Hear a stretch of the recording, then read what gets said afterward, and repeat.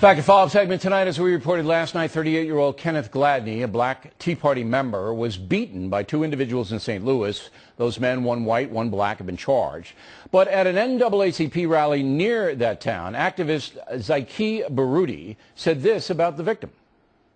I mean, we call him a Negro in the fact that he works not for our people, but against our people. In the old days, they call him an Uncle Tom. I'm just got to say that. Joining us now from St. Louis is Mr. Baruti. Do you regret saying that, sir? Absolutely not.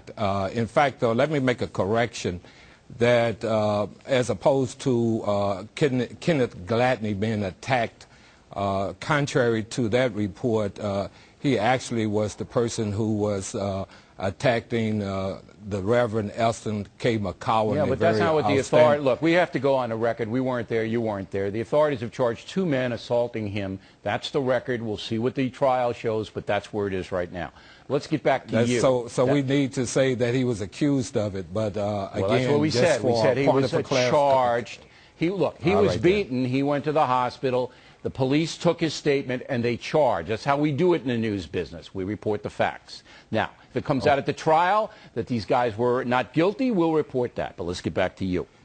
Now, you call this guy an Uncle Tom, which is a racial invective, all right? It's a pretty, heavy-duty, it's not the N-word, but it's close. Why would you do that to this guy? You don't know him. Why would you do it?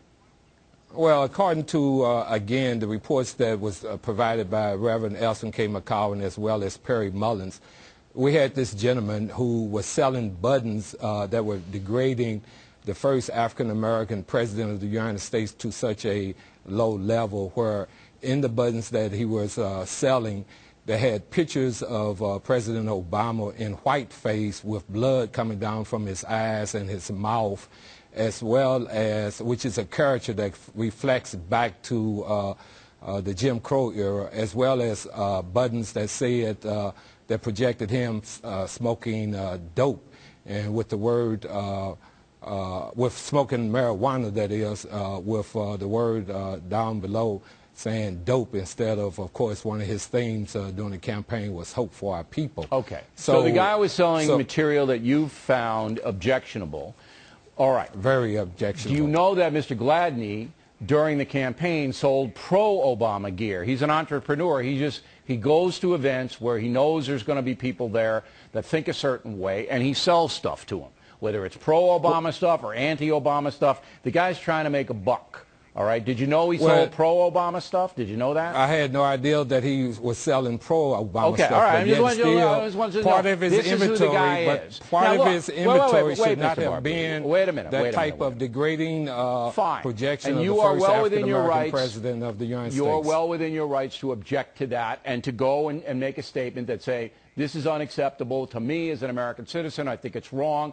Okay, I got no problem with that. As well as I think it's unacceptable to millions of African Americans as well as African Americans, about all Americans. Every American shouldn't want to see their president, whether they agree or not, in a degrading forum. Absolutely. So everybody should say this stuff is out of bounds. I agree with you. But then you bring in the Uncle Tom, and that's wrong. You see, what you did was you made a wrong more wrong.